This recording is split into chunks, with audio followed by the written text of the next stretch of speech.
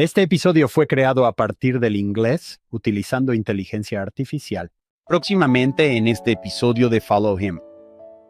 Brigham admiraba a José, lo respetaba, lo seguía. La primera reacción de Brigham es que no puede comprender que José pueda ser quitado o lo que sucedería. Luego, su tercera reacción es esa tranquila seguridad del Espíritu Santo que entra en su corazón y mente, y se da cuenta, no, espera un momento, tenemos todo lo que necesitamos. José nos dio las llaves, la autoridad. Hola a todos, bienvenidos a otro episodio de Follow Him. Soy Hank Smith, anfitrión. Estoy aquí con mi coanfitrión John, quien edifica con sus palabras. Estudiaremos la sección 136. Y como ven, ya llegamos al final de Doctrina y Convenios, versículo 24. Que tus palabras tiendan a edificar. Unos a otros. John, te conozco hace mucho tiempo y te he visto cuando interactúas con las personas. Quieres construirlos. Quieres edificar. Lo aprendí de ti, Hank.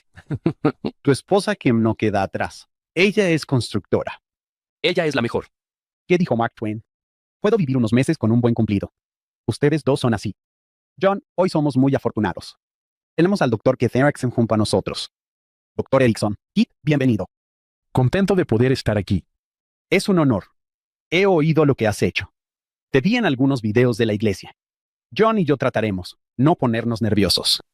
Pues yo también. Es emocionante estar aquí. Esto va a ser divertido. Hoy vamos a empezar con una sección difícil. Sección 135. Es el martirio de José Smith y su hermano Hiram. También vamos a analizar la sección 136, Brigham Young y la marcha hacia el oeste. Eso es mucho. John, ¿qué se te viene a la mente? ¿En qué pensabas mientras nos preparábamos? Pienso mucho en la cárcel de Carthage. ¿Sabes cuando vas a un sitio y se te viene una canción a la cabeza? Hay una pesadez en ello, pero también me escucho cantar en mi interior. Millones volverán a conocer al hermano José. Como se ha hecho realidad.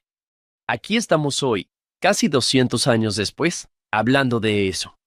¡Wow! Aquí estamos y todo lo que aprecio proviene del Señor a través de su iglesia, restaurada a través de su profeta. Bueno, eso es en lo que pienso. Estaba pensando en la sección 136. A veces nos convencemos, y Kip probablemente pueda dar fe de ello, de que esta gente sabía que esto iba a salir bien. Oh, sí, ahora tenemos que mudarnos al Valle del Lago Salado. Luego construiremos el centro de conferencias y todo será fantástico. Se adentran en el desierto huyendo de un país sin saber si sobrevivirán o no. No saben si esto va a funcionar. Y si piensas, oh, ellos lo saben, entonces le quitas el dolor y la dificultad que deben enfrentar al ir al oeste sin saber qué pasará. Entonces, Kit, mientras te preparabas para esta lección, ¿a dónde nos quieres llevar? ¿Qué quieres hacer hoy? Estas son dos secciones realmente maravillosas. Creo que necesitamos pasar tiempo en el texto, tal vez ponerlo en contexto y tomar una sección a la vez. Ir en diferentes direcciones. Ellas se apuntan a nuestro testimonio, nuestro testigo de José Smith y de Brigham Young. Creo que después de ver cada sección, quizá retrocedamos y reflexionemos sobre los profetas. Estos dos, lo que sus misiones y legados nos enseñan, su significado para la gente del siglo XXI en incertidumbre. Tenemos incertidumbre sobre cosas diferentes, pero aún así tenemos un profeta viviente que nos guía en dificultades. Y tal vez ahí es donde podríamos llegar al final. Eso es emocionante. Creo, John, que mientras veía estas dos secciones y pensaba en Kip, pensé, no hay nadie mejor que pueda hacer esto. Ahora, él no estará de acuerdo. Él dirá que hay personas. Kit está en una posición como historiador de la iglesia para ver a estos dos hombres, contarnos sobre ellos y ayudarnos a conocerlos mejor. John, puede que haya alguien por ahí que no sepa quién es Kit. Creo hiciste verificación de antecedentes y crédito. Mi madre estará escuchando. Ella quiere saber a qué me dedico. Ella me dio algunas páginas aquí. Dr. Keith Erickson es un autor, profesor e historiador galardonado, que actualmente se desempeña como director de investigación histórica y extensión de la Iglesia de Jesucristo de los Santos de los Últimos Días. También forma parte del consejo editorial de la Church Historians Press. Ha escrito numerosos libros y artículos sobre política, fraudes, Abraham Lincoln, Elvis Presley y la historia de los santos de los últimos días. Su trabajo ha sido publicado en revistas académicas como Journal of American History, The History Teacher, Journal of Abraham Lincoln Association, Oral History Review y revistas de historia de los santos de los últimos días. Posee 2 décadas de experiencia en gestión internacional, administración de bibliotecas, educación superior, publicaciones académicas y fabricación automotriz. No me lo esperaba. Ahí empezó la vida. Así es. Tiene títulos de licenciatura y maestría de BYU, un doctorado en historia de la Universidad de Indiana y un MBA de UTP. Creció cerca de Baltimore, Maryland, pero ahora vive cerca de Salt Lake City con su esposa e hijos. ¿Cómo encajaste la fabricación de automóviles en todo lo demás? Ahí es donde empezó todo. Esa fue mi primera carrera profesional. Empecé ahí solo como estudiante universitario trabajando en los veranos. Serví misión en Brasil y regresé cuando la empresa se estaba expandiendo a América Latina. Me llevaron rápido junto a ellos. Volví a Brasil, ahora como expatriado. Trabajé allá. Lanzamos varias plantas. Fabricábamos asientos para compañías como GM y Ford, pero éramos el fabricante que ellos instalaban mientras avanzaba la línea de ensamblaje. Ya hablabas portugués con fluidez. Sí, aprendí nuevas palabras siendo misionero. No había aprendido palabras como línea de ensamblaje, ni otras más coloridas que ayudan a los empleados a comportarse. Eso es genial. Bueno, Kit, nos sentimos privilegiados de tenerte aquí. Es un honor estar aquí, gracias por la invitación. Sabemos que estás muy ocupado en tu puesto en la iglesia. Esto es una bendición para nosotros y para nuestros oyentes. Vamos a comenzar. Quiero darles mucho tiempo a José, Hiram, Brigham y a estos santos increíbles, ya que te tenemos aquí. La lección de Ben, sígueme de esta semana se titula, Él ha sellado su misión y sus obras con su propia sangre. Comienza de esta manera. La tarde del 27 de junio de 1844 encontró a José y Jerram Smith en la cárcel una vez más, acompañados por John Taylor y Willard Richards. Ellos creían que eran inocentes de cualquier delito, pero se sometieron al arresto con la esperanza de mantener a salvo a los santos en Nabú. No era la primera vez que los enemigos de la iglesia ponían al profeta José en prisión, pero esta vez él parecía saber que no regresaría con vida. Él y sus amigos intentaron consolarse mutuamente leyendo el libro de Mormón y cantando himnos, y entonces, disparos. En minutos, las vidas de José Smith y su hermano Hiram terminaron. Pero no fue el final de la causa divina que abrazaron ni de la restauración del Evangelio de Jesucristo. Aún había trabajo y más revelación para guiar a la iglesia. El final de la vida del profeta no fue el final de la obra de Dios. Una hermosa introducción. Kit, ¿a dónde quieres ir desde aquí? ¿Deberíamos abordar la sección 135 por separado? Sí, eso tiene mucho sentido. Dedica un rato a ello.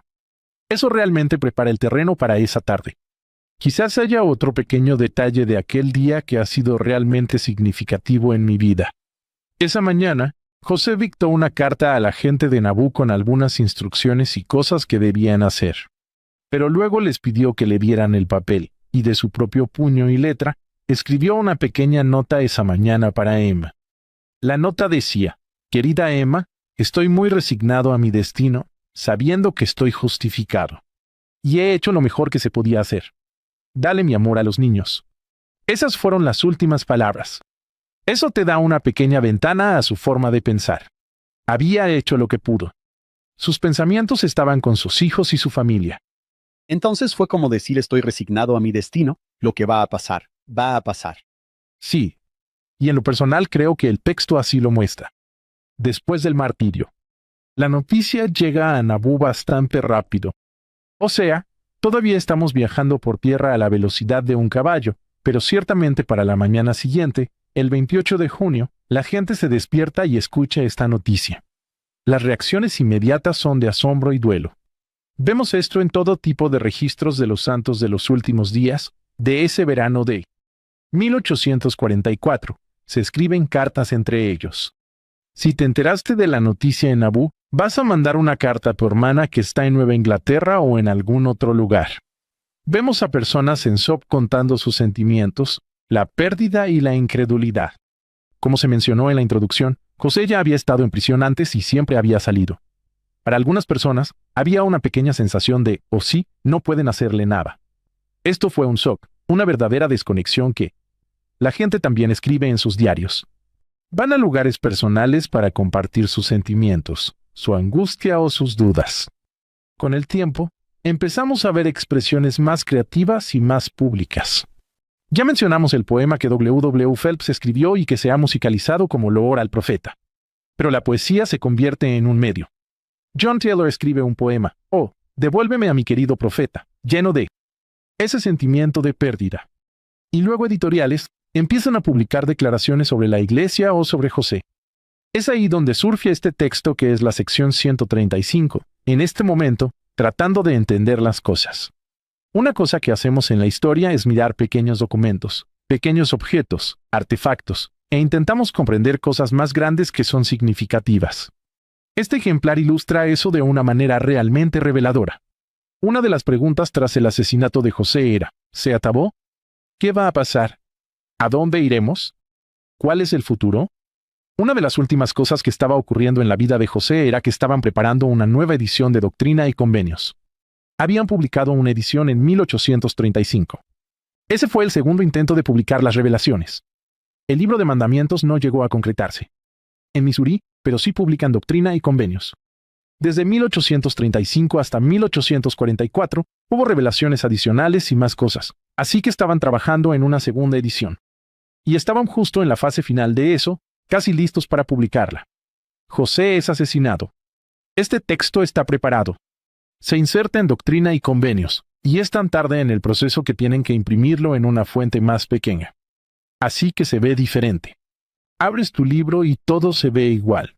Esto se agregó al final, pero creo que es clave en el testimonio. Está claramente añadido a la pregunta de qué va a pasar. ¿Avanzará la obra? Sí, la obra sigue adelante. Y agregamos una adición de último minuto mientras la obra continúa avanzando. De muchas maneras, esto se convierte en lo más importante publicarlo. Declaración sobre la misión de José. Es en ese momento, en el impacto de su muerte. Va directamente a nuestras escrituras canonizadas. Desde ahí, ha sido parte de los textos que estudiamos y que nos inspiran literalmente desde semanas, momentos después de su muerte. Este testimonio es en lo que pensamos cuando reflexionamos sobre su misión y legado. Me encanta la idea de que digan, vamos a insertar esto aquí y seguimos adelante con la publicación. Esto no se ha terminado. Esto sigue adelante, ellos lo sabían. Esa es una gran observación. Es como la primera pista, aquí viene Doctrina y Convenios. Todavía sigue en camino. Sabes, una vez estuve en la cárcel de Carthage con Alex Spa, que estuvo ya en nuestro programa este año. Algo que él dijo y en lo que nunca había pensado es que uno de los momentos más grandes en la historia de los santos de los últimos días es cuando la gente de Nabú no toma represalias. Era su profeta. Ellos en aquel entonces tenían la legión de Nabú. Ellos pudieron haber tomado represalias y no lo hicieron. Y la verdad, nunca se me había ocurrido eso. Lo que José y Hiram significaban para ellos, y la emoción que eso pudo provocar, tras lo de Missouri, como diciendo, no dejaremos que esto pase, aún así no responden con violencia. Es increíble y notable. Bueno, quizá pienso que deberíamos entrar al texto en sí. El versículo de apertura habla de sellar su testimonio con su sangre, y nuestra lección, como hemos insinuado, toma esa imagen. Me parece interesante que selle el testimonio de Doctrina y Convenios y el Libro de Mormón. Ambos se mencionan ahí.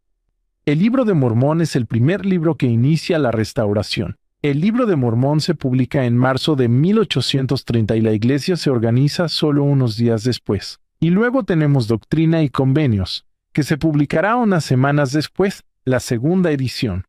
Estos libros también son los pilares de su ministerio público y de traer la palabra de Dios a nosotros. Su muerte se convierte en el sello que los hace obligatorios, permanentes o efectivos. Tenemos un par de versículos que narran, que cuentan la historia, que establecen la escena, el momento, el tamaño de la turba y las palabras finales. Pero luego llegamos al versículo 3. Lo cual, mientras lo leía esta vez, me recordó mis días como profesor universitario, tratando de ayudar a la gente a escribir con claridad, a tener una declaración de tesis para presentar su argumento, y luego respaldarlo con evidencia.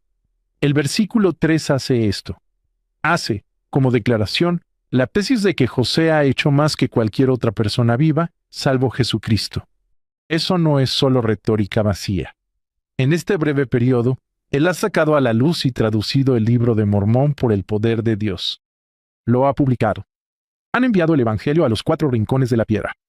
Esta es una que los santos de los últimos días suelen olvidar. Los santos modernos piensan que la iglesia fue una iglesia estadounidense mucho tiempo. Nos fuimos a Utah y nos escondimos. Luego, en el siglo XX, despertamos y fuimos al mundo. Eso no es cierto para la primera generación de santos de los últimos días. Ellos sabían que el mensaje de la restauración era para toda la tierra. El quórum de los 12 fue a Inglaterra. Se envían misioneros al Pacífico. Y debemos mencionar que hoy hay miembros de octava generación en las islas del Pacífico porque los misioneros llevan mucho tiempo allí. Orson Hyde fue enviado a dedicar la Tierra Santa en 1840 y regresa a casa vía Europa. Tienen una visión. Este grupo tiene la visión de que esto debe llegar a los 4 rincones de la Tierra y están haciendo ese trabajo. El quórum de los 12 toma en serio su misión de viajar y ser testigos especiales de Cristo para toda la Tierra. El versículo 3 dice que publicó revelaciones y mandamientos. Y la última prueba es que ha reunido a los santos. Lo hacen de la forma más clara en que se expresa en Nauvoo. La idea de reunirse, por supuesto, ya existe en Kirtland y en Missouri, pero realmente cobra fuerza en Nauvoo cuando miles de conversos llegan de las Islas Británicas. Están llegando a raudales. Están construyendo un templo. Hay una reunión literal del pueblo, y hay esta reunión más grande de Israel. José ha recibido esas llaves. Esos aspectos se están manifestando en las ordenanzas que podemos realizar en el templo de Nauvoo. Esa es su tesis y la evidencia de que esta labor de difundir estos mensajes, enviarlos a toda la tierra, reunir a los hijos de Dios, es lo más importante que se ha hecho desde la misión de Jesucristo. Me recuerda a uno de mis párrafos favoritos de Predicad mi Evangelio. No lo tengo conmigo. Tendré que resumirlo. Pero es algo así como que, a lo largo de la historia, Dios ha tenido un patrón de acercarse a sus hijos a través de un profeta. Y a lo largo de la historia, sus hijos han tenido un patrón de rechazarlo. Sorprendentemente, dice que incluso rechazaron a Cristo. Y luego viene esta gran frase: consideren nuestra evidencia de que Dios nuevamente se ha acercado a un profeta. El nombre del profeta es José Smith y la evidencia es el Libro de Mormón. Pensé en eso, lo anoté al margen: doctrina y convenios, otros documentos, instrucciones para beneficio de los hombres. Mira la evidencia que respalda esa primera frase en el versículo 3. Y nunca se trata de una competencia entre profetas. Creo que si los sentaras juntos, nunca harían esto. Pero también creo que reconocerían que en dispensaciones pasadas, la obra estaba limitada geográficamente. No tenían métodos de comunicación ni de transporte para ir a los 4 confines de la tierra en la época de Moisés o Abraham, en esas dispensaciones pasadas. Hay un límite geográfico y con el tiempo también temporal. Al final, esas dispensaciones pasan y sus mensajes son rechazados. Esta última dispensación no tiene esos límites. Irá a toda la tierra. Se extenderá a todos los que han vivido en la tierra o que aún vivirán. Y el único límite temporal será cuando regrese el Salvador, para gobernar la obra que ha sido preparada. Nuestros oyentes están cansados que yo diga esto. ¿Te acuerdas cuando 40 era viejo? Pensabas, hombre, esa persona es vieja. Y luego llegas a los 40 y piensas, no sé nada. Pensaba que mis papás lo sabían todo a esa edad. Y luego les preguntas y te dicen, sí, no teníamos ni idea de lo que estábamos haciendo. Recuerdo tener 38. Y para mí, en este momento, ya tengo 10 años más que eso. Miro hacia atrás a los 38 y pienso, no sabía lo que estaba haciendo. Creo que John Taylor enumera, esto es lo que él hizo. Y esto es suficiente para toda una vida. Si él tuviera 90 años y hubiera hecho esto, sería impresionante. Es aún más impresionante que todo esto se haya hecho. Él es un joven de 38 años. Pensamos en Hiram como el hermano mayor. Él es más joven que todos nosotros, con 43 años. A mí me impresiona. Y sé que lo he dicho varias veces, que hemos estudiado algo como esto. Leí la sección 42, la sección 88 o la sección 93 y pensé, sí, es bastante común que un granjero de 30 años esté difundiendo esta filosofía, esta luz, esta verdad y esta restauración de las escrituras. John, tú y yo acabábamos de hablar con el Dr. Dirk Matt. Todavía no habíamos empezado a grabar uno de nuestros episodios con él. ¿Recuerdas lo que dijo sobre el libro de Moisés? Él simplemente seguía diciendo, estamos en 1831. Él nos está dando esto en 1831, el libro de Moisés. Para mí, la perla de gran precio. Simplemente la lees y piensas que el texto en sí está a otro nivel. Hablando de fabricación automotriz, es como si fueras a una fábrica de bicicletas Win y de ahí saliera una Genesis GV80. ¿Cómo salió esto de aquello? Este granjero de la frontera, ¿cómo salió esto de aquello? Me gusta lo que dijiste ahí, John. Es asombroso. Ojalá pudiera encontrar las palabras adecuadas para describir la admiración que siento por José Smith. Cada vez que intento ponerlo en palabras, parece que no logro capturarlo. Lo interesante es que ese asombro está en este texto de personas cercanas a él. No sabemos quién fue el autor, probablemente un par de personas. Por supuesto, John Taylor y Willard Richards fueron los que estaban en la cárcel, así que algunos detalles son de su experiencia. Quizá hubo otros en la imprenta, pero estas personas pasaron la mayor parte de 10, 15 años con José. Ellos tienen ese mismo asombro. No existe esa sensación de, oh sí, en realidad no era tan genial cuando lo conocí. Este es su testimonio en el impactante momento de su pérdida. Retrocediendo un poco, escuchaba el canal de los santos de los últimos días y alguien mencionó que oyó a una persona decir que era miembro de séptima generación y polinesio. Y él dijo, bueno, yo soy miembro de quinta generación.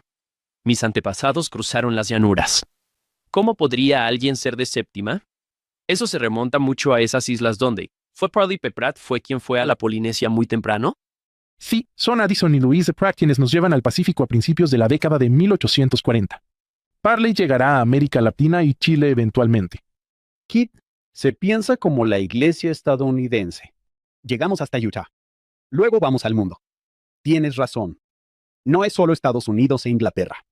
No estoy seguro de esto, pero ¿no hubo un pionero que es de la India cruzando las llanuras? Eso es correcto.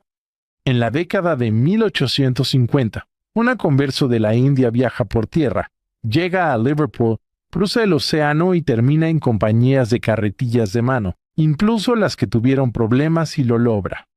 4 rincones de la tierra. Tienes toda la razón. Lo grandioso es que Dios lo sabía desde el primer día de 1820, y José y esa primera generación también lo sabían. Somos nosotros quienes lo olvidamos un poco, y solo necesitamos recordar lo que ellos sabían. ¿En qué año, John, estaban en esa escuelita? Esta iglesia llenará Norteamérica y Sudamérica. Llegará a toda la tierra. Creo que es tan pronto como en 1831. La granja de Isaac Morty. Kit, continuemos. ¿Qué quieres hacer a continuación? Tal vez valga comentar una frase, que es un homenaje a Hiram. Una frase hermosa que habla de cómo, en vida, José y Hiram no estaban divididos y, en la muerte, no se separaron. En memoria de José, hemos puesto una pequeña distancia entre ellos. Y parte de ello es nuestra reverencia y celebración como José, como profeta. Parte de eso es simplemente la forma en que se desarrollan las cosas. Para las primeras generaciones de santos, José y Hiram, el profeta y el patriarca, eran fundamentales. Estaban conectados. Siempre estaban juntos. Predicaban juntos, enseñaban juntos. Si querías entender a José, habla con Hiram. Hiram también era orador. Hiram no llevaba un diario. No llevaba los mismos registros ni oficina de escribientes como José. A menudo olvidamos a Hiram porque los registros caían. En los primeros recuerdos del martirio están José y Hiram juntos. Están pintando. Los primeros monumentos que construimos son de José y Hiram. Hay estatuas en la manzana del templo de José y Hiram hechas a principios del siglo XX. Cuando erigieron un monumento en el lugar de nacimiento de José Smith en Vermont, el borrador original celebraba tanto a José como a Hiram, profeta y patriarca. Y luego, el monumento que realmente está ahí es solo sobre José y su nacimiento. A Hiram lo celebran cerca, en una colina. La colina del patriarca lleva su nombre. En cierto modo, porque lo quitaron del monumento. Solo está en la fase de planificación. Tenemos algunos lugares. Ahora tenemos algunas estatuas de José y Hiram a caballo, un par de imágenes que los traen de vuelta.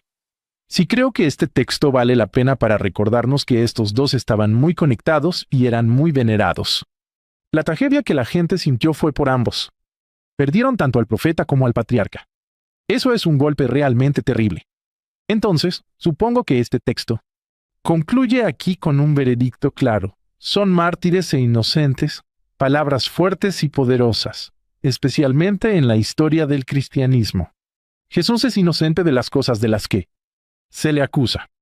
Ha habido otros mártires por la causa de Cristo a lo largo de los siglos.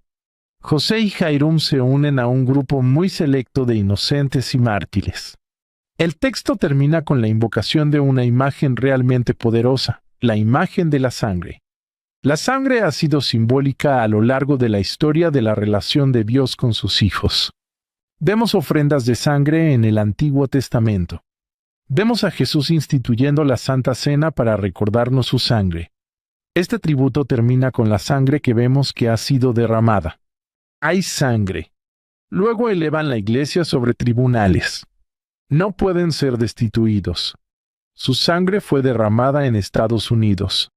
Esto abrirá la puerta a todas las naciones.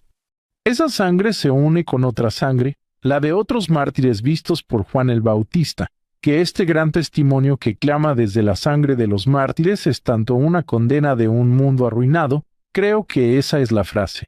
El mundo está arruinado, como una súplica para que Jesús regrese.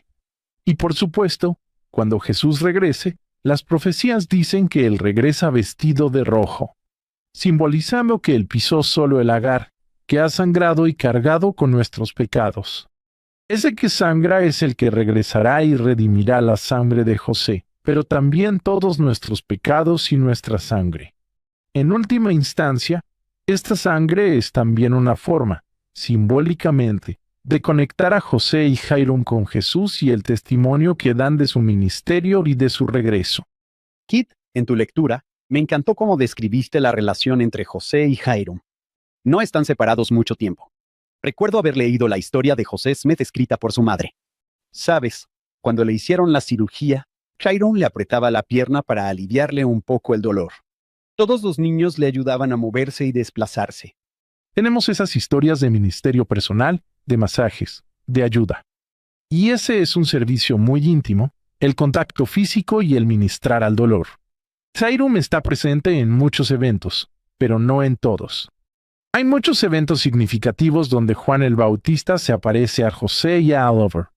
Y la revelación que ahora es la sección 76 es José en Sydney. Y creo que otra cosa interesante sobre Hiram es que está muy presente, muy central. Pero tampoco es siempre el que está justo ahí. Hiram también tiene que recibir un testimonio a través del Espíritu de que, así, Juan el Bautista se le apareció a José y a Oliver. Yo no estaba ahí. Él tiene que obtener ese testimonio.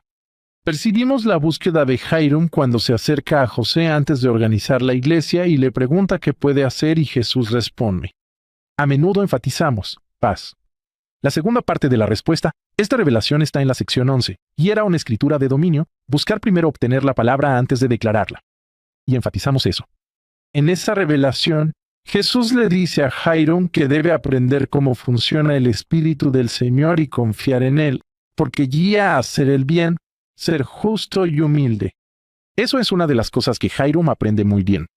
Él aprende a tener un testimonio del Espíritu, un testimonio de José y de la gran obra. Aunque Hiram no está en cada ocasión, está ahí en la historia como alguien que recibe un testimonio del Espíritu. Él es uno de los 8 testigos, así que tiene esa experiencia.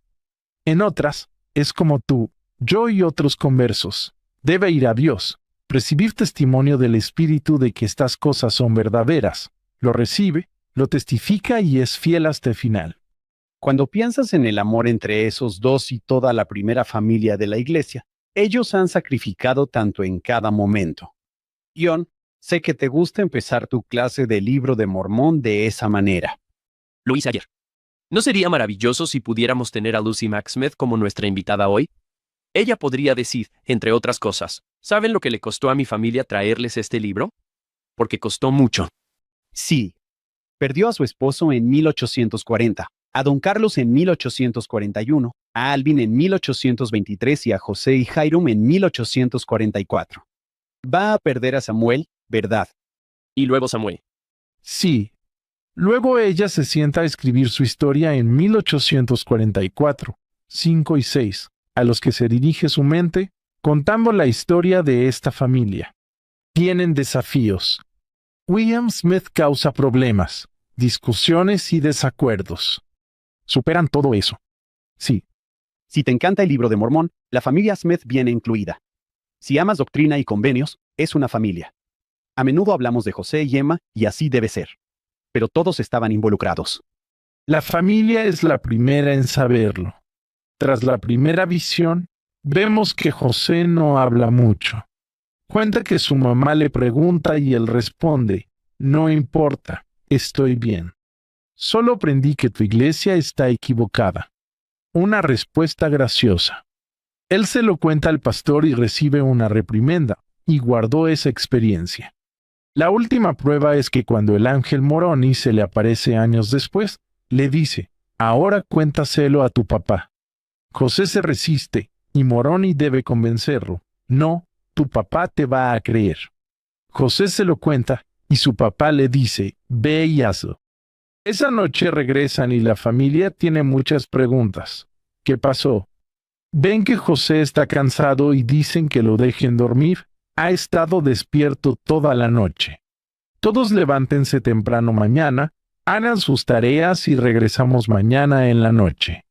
Esa noche José da su primer testimonio de Moroni, el libro y los nefitas.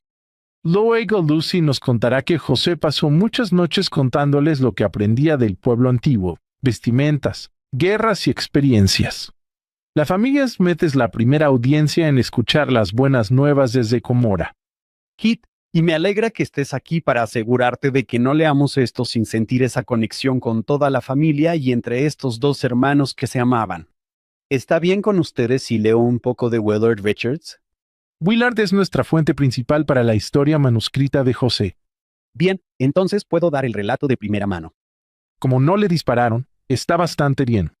John Taylor estaba algo preocupado por sobrevivir, así que... Mejor que no.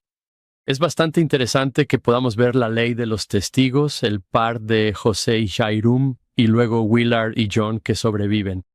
Kit, si está bien, voy a leer algo que estoy seguro que has leído incontables veces.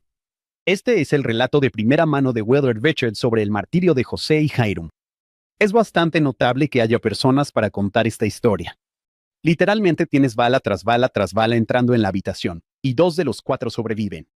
A Willard Richards no le disparan en absoluto. A John Taylor sí le disparan varias veces. A Willard Richards no le disparan, y él puede contar la historia, o de lo contrario no sabríamos nada de lo que pasó. Voy a leer solo algunas partes de esto. Él escribe, una lluvia de balas de mosquete fue lanzada por la escalera contra la puerta de la prisión en el segundo piso, seguida de muchos pasos rápidos. José y Jairum Smith. Taylor y yo cerramos la puerta de nuestro cuarto en lo alto de las escaleras y nos apoyamos contra ella. No había cerradura en la puerta del cuarto. No había ninguna que funcionara. Es curioso que la cerradura no funcione en una cárcel.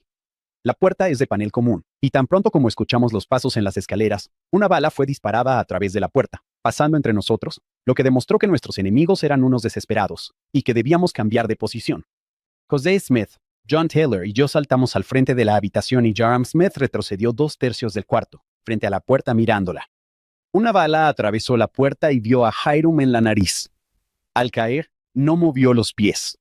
Por los agujeros en su chaleco, pantalones, calzoncillos y camisa, es evidente que una bala fue disparada desde afuera a través de la ventana, entrando por su espalda derecha y alojándose contra su reloj. Al golpear el suelo, exclamó, «Soy un hombre muerto». José lo miró y respondió, «Oh, querido hermano Jairum». Abriendo la puerta unos centímetros con la izquierda disparó un revólver señor. Taylor se precipitó hacia la ventana, que está a unos 15 o 20 pies del suelo. Cuando su cuerpo casi estaba en equilibrio, una bala de la puerta interior le atravesó la pierna y otra del exterior rompió su reloj de palanca en el bolsillo del chaleco, sobre el pecho izquierdo, dejando las manecillas en las 5:16 y 26. José intentó, como último recurso, saltar por la misma ventana por donde el señor. Taylor cayó cuando 2 balas lo atravesaron desde la puerta y una le entró por el pecho derecho. Exclamó, «Oh Dios mío». En ese instante se escuchó un grito, «Se ha lanzado por la ventana», y la turba en las escaleras y la entrada salió corriendo. Willard Richards fue a la ventana y observó unos segundos si había señal de vida, sin importar la suya, decidido a ver el final de quien amaba. Totalmente convencido de que estaba muerto, con hombres cerca y otros llegando, corrí a la puerta de la prisión, subí las escaleras y pasé por la entrada de donde vino el tiroteo, para ver si las puertas estaban abiertas. Al llegar, John Taylor gritó, «Llévame». Me abrí paso hasta que encontré todas las puertas sin traba. Al regresar, de inmediato tomé al señor Taylor por el brazo. ¿Te lo puedes imaginar? Tiene huesos rotos. Lo llevé corriendo por las escaleras al calabozo, Lo tendí en el suelo y lo cubrí con una cama para que no se viera, esperando el regreso de la turba. Le dije al señor Scheller, es difícil ponerte en el suelo, pero si tus heridas no son mortales, quiero que vivas. Esperaba que me dispararan y me quedé ante la puerta esperando el ataque. Willard Richards, le debemos tanto a su testimonio, como mencionaste. Él es un testigo. Es miembro de los 12. También es el secretario personal de Joseph Smith. Es el historiador y registrador de la iglesia. Es el registrador del templo de Nauvoo. También participa en el registro de documentos en Naboo. Willard Richards es encargado de registros y lo piensa. Él dedica su tiempo a hacer registros en la habitación. Reconstruye este texto y puedes verlo poco después, armando donde entraron las balas en John Taylor. Esto no es el escribiendo en el momento. Esto es el pensándolo, armándolo y sintiendo la carga de ser testigo. Él necesita dar el relato más completo que pueda porque las futuras generaciones necesitarán saberlo. Le estamos muy agradecidos. Una de las cosas que él registra para nosotros es que hay una profecía que José hace, que habrá un momento en que las balas volarán a su alrededor y él saldrá ileso. Y este es ese momento. Él es preservado para otras cosas, pero especialmente para hacer este registro. Esa profecía que mencionaste era tan interesante, que las balas volarán a tu alrededor como granizo. No atravesarán tu ropa, creo que le rozaron la oreja. Otra cosa, hablando de José y Hiram, sé que en los tiempos del Antiguo Testamento, parece que los nombres de las personas a veces indicaban su misión. Recuerdo que Joseph Fielding McConkie, ¿se acuerdan de él? Nos hizo buscar el significado del nombre José, que es, el que añade. El nombre de Hiram significa, mi hermano es exaltado. Recuerdo haber pensado, wow, eso es bastante asombroso. John, me encanta eso. Y eso va justo de la mano con el final del versículo 3. En vida, no estaban divididos. Y en la muerte, no fueron separados. Fueron juntos. Hablemos más sobre Carthage. Kit, ¿qué sabemos que sucede en la cárcel? Una historia importante de supervivencia viene de John Taylor. A John le pegan varias balas, pero no muere. Y en particular, hay una historia que John contará toda su vida. Él vive hasta 1887, así que tiene más de 40 años para contar esta experiencia. Él solía contar a menudo como una de las balas, una bola, le habría dado en el corazón, excepto que fue detenida por su reloj. Y si le hubiera dado, él decía, ya sabes, no estaría aquí. Ese es el resumen de su testimonio. El reloj tenía carátula de vidrio. Se rompió el vidrio, pero conservó el resto. Principalmente, lo que le pasó fue que se comprimió. Quedó aplastado. Pero él lo sacaba y se lo mostraba a sus hijos. Se lo mostraba a otras personas. Era parte importante de su testimonio y del que transmitió a otras generaciones. Luego, hace años, en los 90, hubo un análisis un paso alejado del reloj. Pero simplemente decía, ¿sabes qué? Si el reloj de John Taylor hubiera sido golpeado por una bala, habría quedado destruido. Una prueba es que el reloj que tenía Hiram Smith fue baleado y estaba hecho pedazos. Pero el reloj de John Taylor solo está aplastado y el vidrio roto. Se propuso la idea de que tal vez no fue golpeado por una bala. Quizás simplemente se cayó y lo aplastó de alguna manera. Quizás golpeó el marco de la ventana. Golpeó el alféizar, así es como solían decirlo. Esa idea se articuló en los 90 y era algo común. La mencionamos en Santos, volumen 1, que se publicó en 2018. La idea seguía rondándonos. Entonces, en el Departamento de Historia de la Iglesia, hicimos un estudio histórico muy emocionante, diferente a los habituales en la biblioteca o el archivo. Salimos y compramos varios relojes antiguos. También salimos y compramos armas antiguas que funcionaban. Muchas de las que tenemos en la colección del museo no funcionan. Reunimos a algunos expertos forenses de las fuerzas del orden modernas. Tuvimos un par de agencias diferentes que trabajan con este tipo de análisis de balas, fuerza y trayectoria. Preparamos un par de escenarios. La investigación fue disparar relojes con armas antiguas. Varios expertos analizaron y regresaron con hallazgos diferentes. Todos estos se publicaron en BYU Studies. Concluimos que caer sobre el reloj no bastaba para aplastarlo. Hay piezas internas del reloj que se salen y causan hendiduras. Así que hay metal contra metal. Eso no ocurre si solo caes en el alféizar o en el piso. Creo que hemos descartado eso como posibilidad.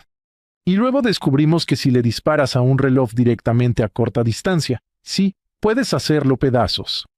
Pero las balas salen volando en todas direcciones. Algunas atraviesan la puerta, pero también hay personas fuera de la cárcel disparando desde lejos.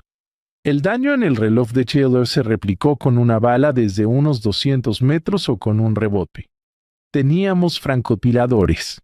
Tendrías que golpear algo, rebotar y luego darle al reloj. Por la pérdida de velocidad, lo replicamos. Al final, relojes llenos de balazos. Creo que también echamos abajo la teoría del alféizar de la ventana a balazos. Tampoco pudimos refutar el testimonio de John Taylor. O dicho de otra manera, la experiencia que él narra es totalmente plausible en ese contexto. Hay varias formas en que una bala podría causar ese tipo de daño a su reloj, pero sin quitarle la vida. Fue una tarde divertida. Como alguien a quien le encanta meterse en los detalles, realmente lo aprecio. Eso es fascinante. Y no eran como pensamos en las balas hoy en día. Eran solo bolas de plomo. Como una canica. Sí, como el tamaño de una canica.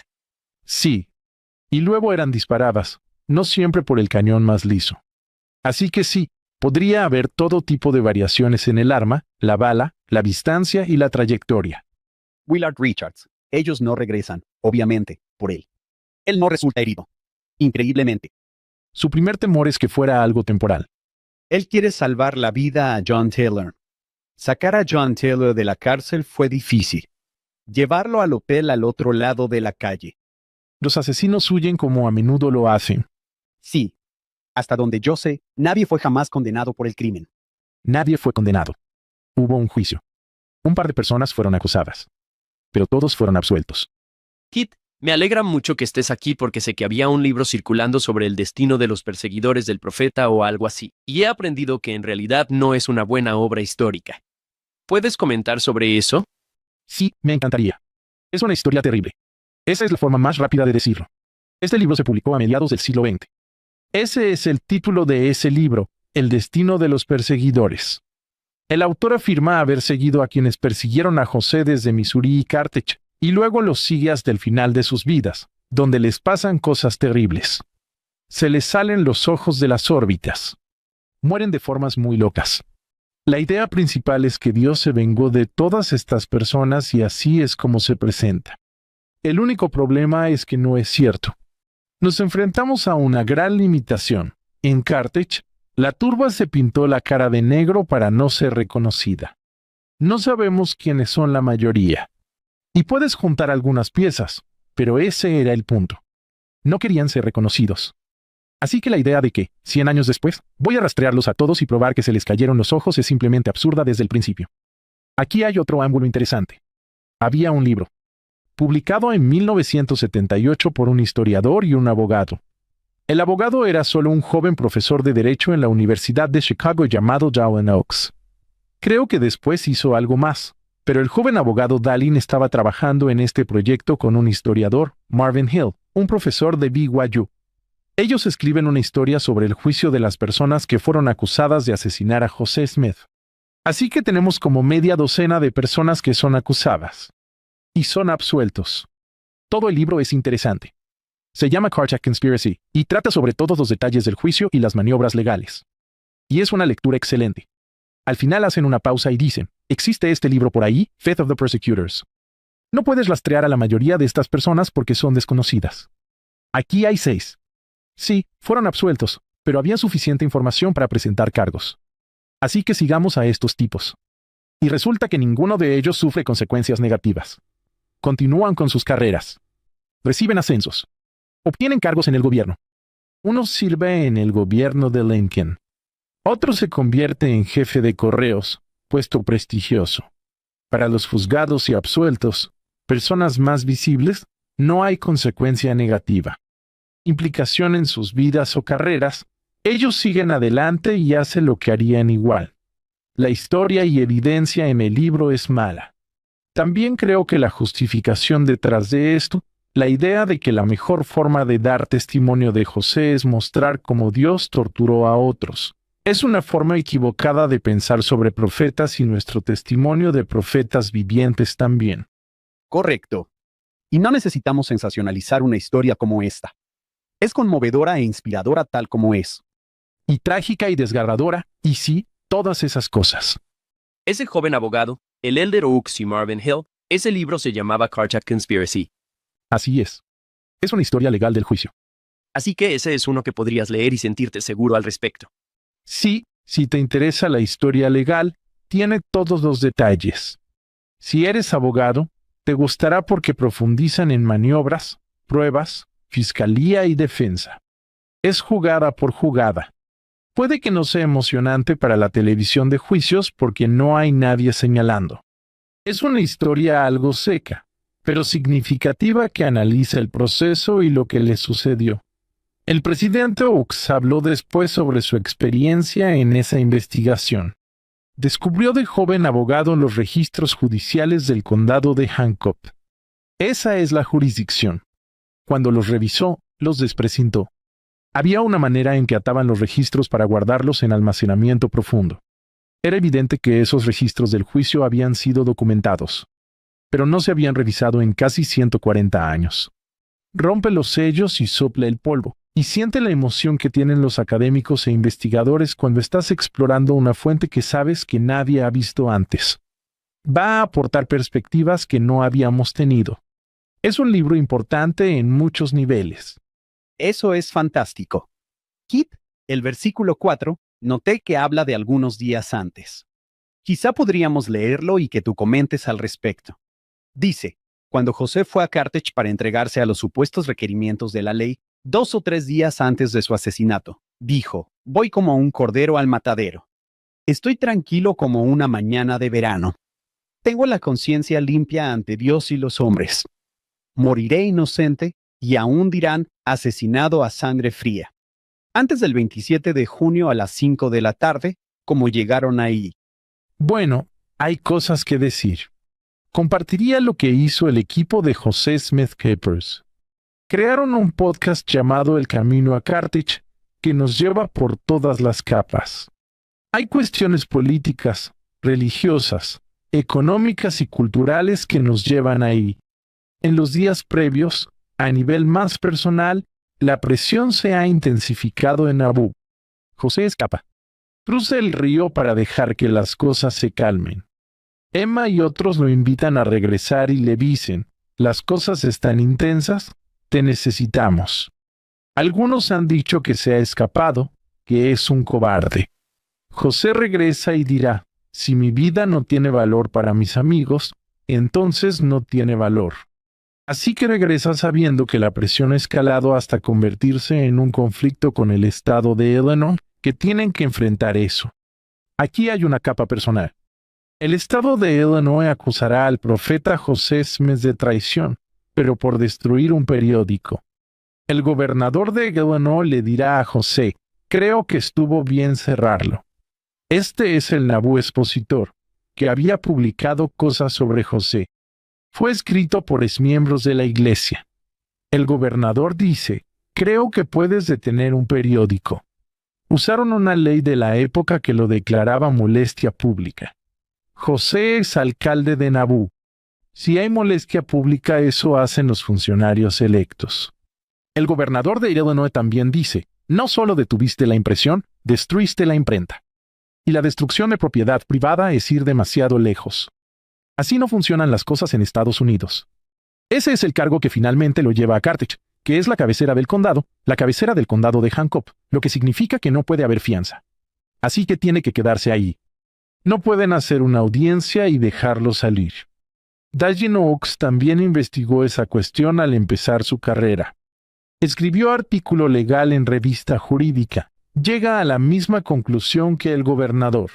Cerrar una imprenta es atribución, pero destruirla cruza la línea. Eso es lo que hace que José regrese a Nabú y es arrestado y luego llevado a Carthage. Se despide de su familia en Nabú y viaja. Son como 20 millas de Nabú a Carthage. Es interesante que mencionaras al gobernador Ford, porque él escribe en el año 1854, solo 10 años después del martirio. Escribe la historia de Illinois y menciona a José Smith. Esto es 10 años después de la muerte de José. Los santos se han mudado a Utah. Él dice que teme que algún día una persona talentosa haga que el nombre del mártir José conmueva las almas de los hombres como el nombre de Cristo mismo. Escucha las ciudades que menciona: Palmira, Kirtland, Far West, Armand-Yalmen, Nabú, Cárcel de Carthage. Posibles nombres sagrados como Jerusalén, Getsemaní, Monte de los Olivos. Luego escucha lo que dice. Él teme ser villano. Él dice que, en ese caso, el autor de esta historia, el gobernador, se siente degradado porque el gobernador de un estado oscuro, pronto olvidado, tiene opciones, como Pilato o Herodes, de ser arrastrado por la posteridad. Kit, ¿qué dirías como historiador del gobernador Ford? En este caso fue un profeta acertado y esos lugares son conocidos. La historia se ha contado y el gobernador Ford no sale bien en el relato. Deberíamos decirlo así. Como cualquiera, tiene varias acciones, algunas útiles para los santos, otras neutrales o dañinas. Y en torno a este momento específico, a veces no puede proteger a José y Jairum en la cárcel aunque prometieron que no les pasaría nada. No vas a salir bien parado en esa historia. Tras la muerte de José, sigue como gobernador, Brigham Young y los santos interactúan, hay promesas que rompe y tensiones crecen. Es claro que José fue asesinado bajo su vigilancia. Los santos no se lo perdonan y termina perdiendo en esta historia. Esa frase es increíble. Me pregunto si en ese momento pensaron, bueno, ese es el fin de José Smith y su movimiento. Tengo un recorte de periódico del Boston Globe que dice, el golpe que sometió a José Smith ha paralizado el brazo del mormonismo. Ahora se dispersarán en los 4 vientos y gradualmente se mezclarán con la gran masa de la sociedad, lo cual es totalmente incorrecto. Y tengo otro recorte del Cincinnati Gazette del 3 de julio de 1844. Así que el martirio fue el 27 de junio. Esto es textual, importante desde Nabú, muerte de Joe Smith y Jaram Smith. Terrible conmoción en el oeste. Ayer recibimos por el correo del oeste los siguientes detalles sobre la muerte de Joe Smith, el profeta, y su hermano Jairum. Ambos fueron baleados. Hubo una tremenda conmoción en el oeste como consecuencia de su muerte. Se esperaba una terrible guerra civil. Luego estas 3 últimas palabras. Así termina el mormonismo. Lo investigué y 11 años después, así termina el Cincinnati Gazette. Ya no existen. Me pregunto, esto es 10 años después cuando el gobernador Ford dice eso. ¿Se ha dado cuenta de que la iglesia no ha desaparecido? ¿Se ha dado cuenta del movimiento por lo que ha escuchado? Y ahora está pensando, oh, genial. ¿Cómo voy a ser recordado? Son malos profetizando estos periódicos. Sí. Y en cierto modo, la idea estaba aún más extendida. De hecho, tenemos estos periódicos independientes haciendo esas observaciones. Tenemos opositores declarados de la iglesia, como Thomas Sharp y otros en Illinois, que dicen cosas similares. Esto será el final. Lo hemos cortado de raíz y ese tipo de ideas. Hablamos antes sobre algunas de las reacciones inmediatas de los santos. Algunos de los santos tienen las mismas dudas. No les queda nada claro en el verano de 1844 qué va a pasar, cómo se va a desarrollar todo. Quizá esto sirva como transición hacia nuestra sección 136. Brigham Young tiene la misma pregunta. No está en Nabú cuando José es martirizado, sino en Nueva Inglaterra. La noticia le llega después y tiene 3 reacciones clave. La primera es que se da cuenta de que el día del martirio de José sintió una profunda depresión y desesperación, y no sabía por qué. Ahora, al recibir la noticia, se da cuenta, por eso me sentí tan mal ese día. La segunda cosa que siente es un sentimiento de pérdida y preocupación. Brigham admiraba a José, lo respetaba y lo seguía. La primera reacción de Brigham es que no puede comprender que José pudiera ser arrebatado ni lo que sucedería. Su tercera reacción es esa tranquila seguridad del Espíritu Santo que entra en su corazón y se da cuenta. No, espera, tenemos todo lo que necesitamos. José nos dio las llaves. La autoridad que José nos enseñó, las ordenanzas, Esa tercera parte es la convicción que lleva a Brigham de regreso a Nabú.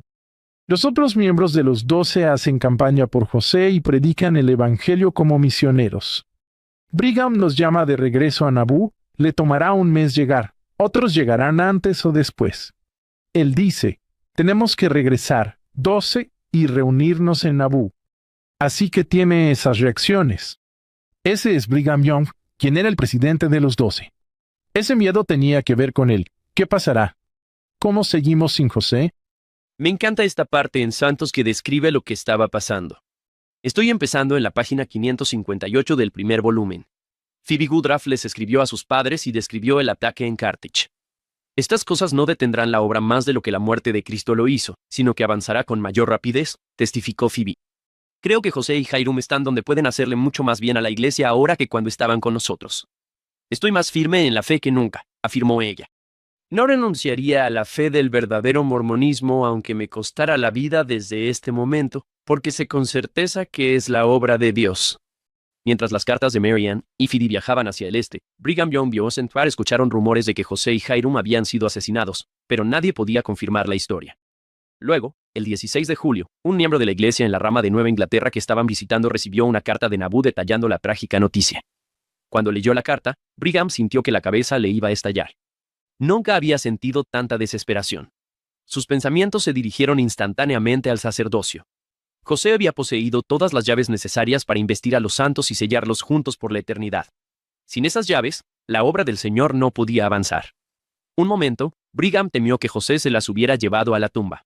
Luego recordó que José dio las llaves a los 12 apóstoles. Golpeando fuertemente su rodilla con la mano, dijo, las llaves del reino están aquí mismo con la iglesia. Es interesante cómo le tomó un tiempo darse cuenta. Espera un minuto, José se preparó para esto. Recordemos que para ellos esto fue un shock. Nosotros hemos conocido esta historia toda la vida. Como dijiste antes, Kit, él siempre regresa. José ya ha ido a la cárcel antes, y siempre regresa. Muchas veces. Sí, esto fue diferente, personal y conmovedor. Kit, antes de pasar a hablar de Brigham Young en la sección 136, que me emociona mucho, no hemos tenido muchas oportunidades de hablar de Brigham este año como lo hemos hecho de José. Puede que haya algún oyente que haya experimentado la profecía de Moroni en la historia de José Smith, capítulo 1, versículo 33, solo hay un capítulo, versículo 33. José dice que Moroni le dijo que su nombre, José Smith, sería conocido para bien y para mal entre todas las naciones, familias y lenguas. O que se hablaría bien y mal de él entre todos los pueblos. Me imagino a José diciendo, ¿en serio? Yo. Solo soy un chico en una granja en Nueva York. Hoy en día se habla mucho mal de José Smith, las 24 horas del día en Internet. ¿Qué le dirías a alguien que está escuchando y no sabe si puede confiar en José Smith? Eres historiador en la iglesia. Has hecho esto durante toda tu carrera. ¿Cómo te sientes acerca de José Smith después de todo lo que has leído y escrito? Sí, esta es una muy buena pregunta sobre José Smith, más en términos de una relación que de un hecho. A menudo hablamos de cosas de la historia, sobre nombres, fechas y hechos, y podemos memorizar muchos datos sobre José Smith. No conozco a José personalmente, pero a lo largo de mi vida, he tenido una relación de aprendizaje sobre él. Parte de eso es personal. Por ejemplo, mi abuelo era el encargado del monumento al lugar de nacimiento de José Smith en Vermont. Así que íbamos a visitar ese lugar. Crecí en Maryland. Íbamos a visitar y pasar tiempo con mis abuelos. Pero también, una de las cosas que hacía mi abuelo era cuidar ese lugar que es importante para José. Hay un poco de eso que simplemente se fue impregnando en mi vida. También tuve experiencias poniendo a prueba las cosas de José Smith, leyendo el libro de Mormón, orando, recibiendo una respuesta, siendo misionero, enseñando a la gente sobre sus experiencias. Tuve otras experiencias que quizás son demasiado personales para compartir, pero simplemente hay momentos, hay un término, de la literatura sobre la conmemoración histórica que dice que la gente quiere sincronizarse con el pasado. Podemos hacer esto en la misma fecha. Encontramos una sincronización con el pasado porque en este día, hace tantos años, también nos sincronizamos en un lugar. Podemos ir a un sitio y decir, este fue el lugar donde algo sucedió. Y he tenido ese tipo de experiencias visitando otros sitios históricos y sintiéndome sincronizado o conectado con José y su misión y su obra. Quizás comparta una última experiencia. Y para mí, a menudo el testimonio es eso. Es experiencia. No son hechos, presentamos testimonios como hechos. Sé estas cosas. Pero obtenemos testimonio a través de la experiencia. Así es como se gana la confianza en la gente. Me preguntaste, ya sabes, si puedo confiar en José. Confías en las personas con las que has tenido experiencias.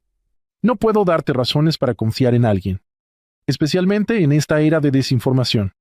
Confiamos en Dios porque hemos acudido a Él y ha respondido a nuestras oraciones. Respondió antes y responderá ahora. Compartiré una experiencia. Me gusta andar en bicicleta. Hace unos meses tuve la oportunidad de hacer algo que quería, ir en mi bicicleta desde Nauvoo hasta Carthage, en lo que sería el Camino Viejo. Ya no existe. Así que tenemos indicios de dónde estaba, pero puedes aproximar más o menos el recorrido. Una de las razones del por qué a mí me gustaría haber hecho eso, como he dicho sobre la sincronicidad con el pasado y la historia, es que puedes sentir el terreno y ver cómo se desarrollan las cosas. También me gusta que es tiempo para pensar. Estaba solo.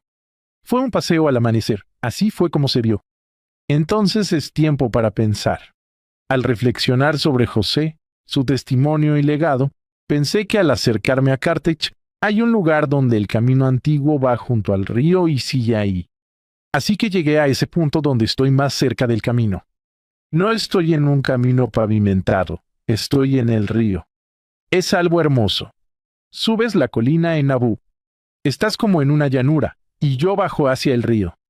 Tuve esta idea, esta impresión que me invadió, de que de todas las cosas que hizo José, yo podía hacer una que él no pudo. Esa no es la inspiración que uno espera recibir. La idea era, puedes regresar a Nauvoo y dar tu testimonio otra vez. Y si tuve que escribir de regreso a Nauvoo. Fue un recorrido en círculo. Pero la reflexión más grande fue, ese fue el último recorrido de José, su último momento. Él tomó ese camino y no regresó. Afortunadamente, yo sigo aquí y puedo compartir mi testimonio con mis hijos, con mi familia. Y todos nosotros, como miembros de la Iglesia en el siglo XXI, tenemos la oportunidad de seguir dando testimonio. Como dijo José sobre Jesús, tras los muchos testimonios que se han dado de él, este es el testimonio final y más reciente, recién salido del horno.